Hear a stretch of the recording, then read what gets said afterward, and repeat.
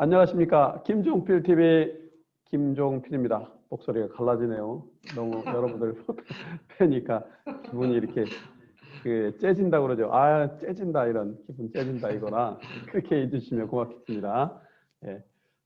지금 시간은 김종필 TV에서 선정한 매일신문의 실온 칼럼을 통해서 세상을 읽고 또 분석과 전망을 하는 시간입니다. 신문 읽어주는 남녀, 신문 남녀 고고 하도록 하겠습니다. 이 오피니언면에 대해서는 심층 해설을 하는 분이 우리 이보라 변호사입니다. 2020년이 저물어가고 있는데요. 2020년 한 해 열성적으로 여러분들에게 질 높은 정보를 서비스하느라고 했습니다. 우리 이보라 변호사가 올해로는 마지막 통별 방송이 될 것 같습니다. 귀를 쫑긋 눈도 모아주시면 고맙겠습니다. 우리 이보라 변호사가 유익한 실론이나 칼럼이라고 본 태국지를 여러분들에게 소개하겠습니다. 첫 번째 제목을 보니까 제가 웃음이 절로 납니다. 제가 쓴 칼럼 실론인데요. 21일자 매일 실론. 제목은 이렇습니다. 레임덕 없는 대통령을 만나고 싶다. 레임덕 없는 대통령 가능할까? 이런 문제의식을 갖고 문제를 제기했습니다. 포지티브한 관점에서 공동체의 생명의 위기도 구하고 또 경제적인 어려움도 극복하고 지속 가능한 행복을 추구할 수 있었으면 좋겠다는 전제하에 쓴 겁니다. 상세한 내용은 우리 이보라 변호사가 여러분께 안내해 드리겠습니다. 그다음에 두 번째 꼭지는 23일자 12월 23일자 경제 시평인데요. 이준원 전 농림축산식품부 차관께서 이분이 아주 이 분야의 전문가입니다. 과거에 경제기관에서도 재경부에서 근무하셨던 분인데요. 경제에도 강하신 분이고 이분이 올린 경제시평 제목은 이렇습니다. 구제역 백신 사태와 코로나 백신 정책에 대해서 문제 제기를 하셨습니다. 그 다음에 세 번째 꼭지는 권병윤 한국교통안전공단 이사장께서 제목은 보행자에게 도료를 돌려주자 24일자 기고입니다. 이 내용을 우리 이보라 변호사가 친절하게 브리핑 해드리겠습니다. 자, 이보라 변호사 등장해 주세요. 네. 여러분 안녕하세요. 오랜만입니다. 이보라 변호사입니다. 자, 오늘 제가 세 가지를 가지고 왔는데요. 첫 번째, 레임덕 없는 대통령을 만나고 싶다. 이제 대통령 임기가 1년 반 정도 남아 있어요. 어떻게 보면 이제 그동안 열심히 해오셨고 이제 얼마 안 남은 이제 시간 동안 지금 여러 가지 이제 구설수라든지 아니면 여러 가지 정치적 문제 이런 것들로 휩싸여서 많은 고민들을 겪고 계실 시기라고 저도 생각이 듭니다. 여기 이제 적으신 것처럼 현직 대통령이 겪는 집권 말기 권력 누수 현상을 일컫는 것이 이 레임덕인데요. 우리나라는 그 역사적 특성상 역대 대통령 중에서 레임덕을 안 겪은 대통령이 거의 없다고 보는 것이 오히려 더 맞을 것 같습니다. 혹은 레임덕을 겪지 않았다고 하더라도 퇴임 직후에 여러 가지 정치적 문제라든지 형사적 문제, 형사적 책임에 휩싸여서 좀 안타까운 선택을 하셨거나 아니면 안 좋은 이제 지금 이제 길을 가셨던 분들도 상당히 많기 때문에 더더욱 이 레임덕이라는 글자가 지금 정부에 와닿는 의미가 상당히 다를 거라는 생각이 듭니다. 지금 이제 아무래도 이제 각종 언론에서 레임덕이 오는 것이 아니냐라는 그런 얘기들이 조금씩 오가고 있고 아직은 아니다. 아직은 정부가 잘하고 있다라고 판단하시는 분들도 적지 않은 것 같습니다.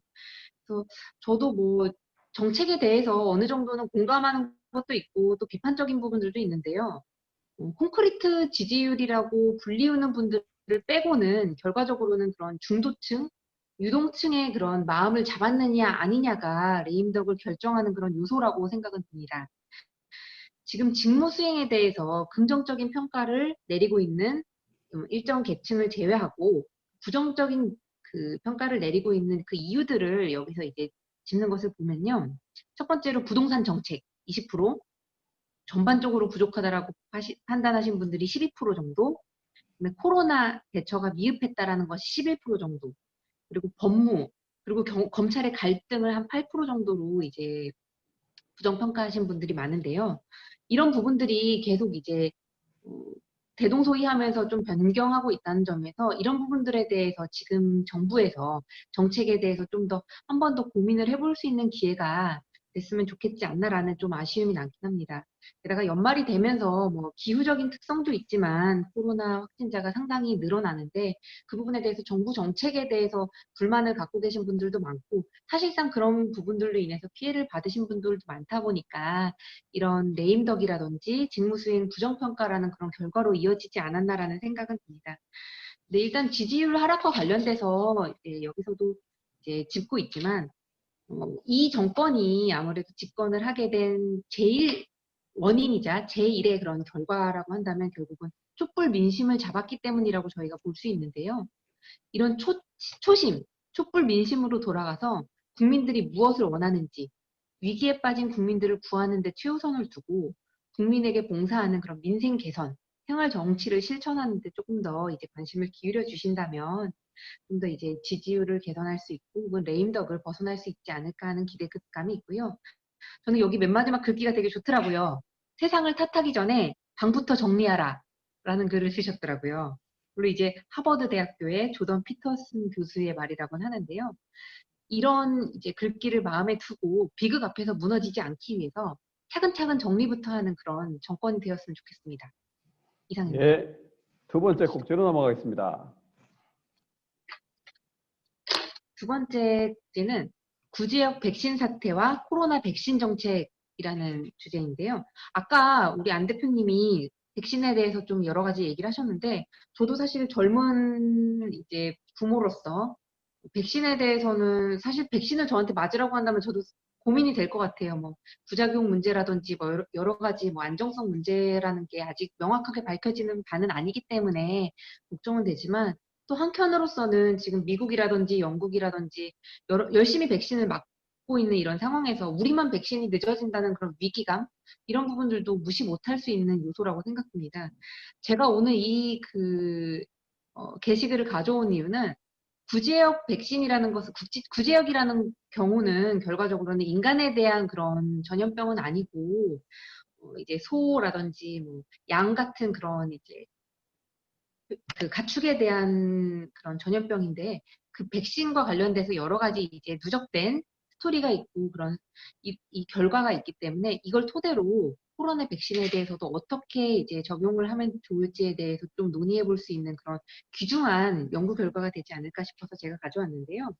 예전에 10년 전쯤에 구제역이 발생됐을 때 우리나라 농식품부가 관행대로 거의 매몰 처분을 했다고 합니다.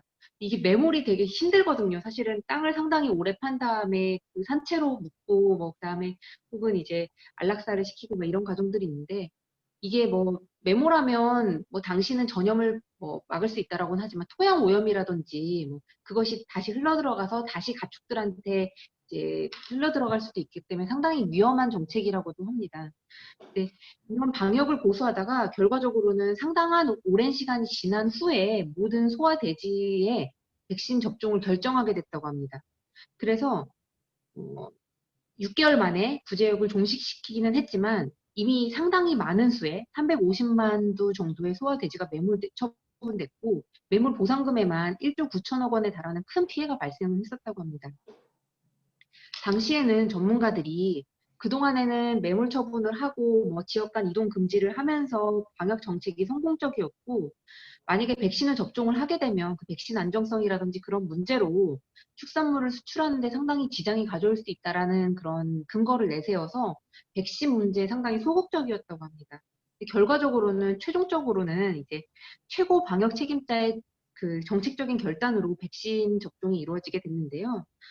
결과적으로는 나중에 이제 종식된 이후에는 감사원의 감사에 따라서 긴급 백신 접종을 실시하는데 좀 실패했다는 이유로 관련자들이 징계 처분을 받았다고 합니다. 코로나 백신 같은 경우에도 이제 아직까지 우리나라는 전 세계적인 그런 확진자 추세에 비추어서 확진자가 적다는 이유로 백신 확보에 상당히 소극적이었었는데 이런 식으로 진행되다 보면 구제역처럼 상당히 많은 피해가 발생된 이후에야 백신 접종이 이루어지는 것이 아니냐라는 그런 지금 비판을 하고 있습니다. 그래서 지금 농림축산식품부죠. 지금 이제 농식품부에서는 최적의 구제역 백신을 선정하기 위해서 상시적으로 모니터링 시스템을 구축을 하고 그 구제역 유형 중에서도 상당히 많이 발생하는 유형 위주로 집중적으로 백신을 접종해서 구제역 피해가 상당히 커지지 않도록 막을 수 있는 큰 효과를 보고 있다고 이제 여기서 밝히고 있는데요. 백신이 만병통치약은 아니지만 그래도 그 흐름이 상당히 거셀 때는 그걸 막는 이제 조치로서는 상당히 합리적이고 좀 더 효율적이라는 점에서 백신에 대해서 이제 구제역처럼 좀 도입을 하는 것이 어떤가 하는 이런 취지를 담고 있는 이제 칼럼이었습니다. 여러분도 한번 네. 읽어보셨으면 좋겠어요. 네, 네, 이상입니다. 고맙습니다. 자, 세 번째 곡지로 넘어가겠습니다. 제가 예전에도 이런 관련된 이슈를 하나 가져온 것 같은데요. 저는 사실 교통사고는 많이 다루지는 않는 변호사긴 한데 가끔씩 그래도 교통사고 사안이 상담이 들어오거나 제가 수행을 할 때 보면 좀 마음이 안타까워요. 특히나 요즘 코로나 시대가 되면서 교통사고가 상당히 더 많이 일어나고 있다라는 그런 체감도 있고, 이제 코로나로 인해서 아무래도 음주에 대해서 측정이 좀 덜할 것이다라는 생각을 들고, 사람들이 음주운전도 상당히 많이 증가했다라는 그런 얘기도 들고 있습니다. 요즘 이제 음주운전 삼진 아웃제가 실행이 됐음에도 불구하고, 음주운전을 많이 하세요, 상당히. 그래서 저는 좀, 이런 글을 제가 볼 때만 하더라도 음주운전뿐만이 아니라 안전운전에 대해서 조금씩 더 경각심을 가지고 운전을 해주셨으면 좋을 것 같아요. 예전에 광주에서 지난달쯤에 횡단보도 건너던 엄마랑 새 아기가 화물 자동차에 치이는 사고 동영상 좀 보셨나요? 뉴스? 상당히 아니요. 무섭더라고요. 네? 음. 네? 아, 못 봤어요. 아, 그거 보시면 화물 자동차가 그 운전자가 부주의한 사고였는데 보행자가 횡단보도 한가운데 서 있는데도 차들이 양보하지 않고 그냥 내달려서 화물 자동차 운전자도 그걸 못 보고 아이와 그 어머니를 쳐버렸어요. 아, 그래서 사망 사고가 일어났는데요. 네, 사실 뭐 안타까운 일이죠. 예, 듣기는 했습니다. 여러분도 잘 아시겠지만 도로교통법에 따르면 보행자가 우선이 되어야 되고 횡단보도를 특히 통행하고 있을 때는 자동차는 일시 정지를 해야 합니다. 이게 상당히 오래된 법인데도 불구하고 우리나라에서는 잘 지켜지지 않아요. 게다가 사람이 없을 때는 그냥 횡하니 달리기도 하고요. 내년 4월부터는 도시 지역의 이제 시속을 50km로 제한한다고 합니다. 이제 교통 환경에서 차보다 사람이 우선이라는 원칙을 명기한 지 상당한 오랜 시간이 지났음에도 불구하고 이 원칙이 잘 지켜지지 않자 안전의 가치를 좀 더 우위에 두기 위해서 시속 제한을 좀 실시하기 시작한 건데요. 뭐 어린이 보호구역이든 어떤 보호구역이든 뭐 여러 가지 제도를 실시한들 아무래도 차보다 사람이 우선한다는 원칙에 대해서는 사람들이 운전대를 잡으면 많이 잊어버리는 경향들이 있어요. 또 음주운전도 마찬가지고요.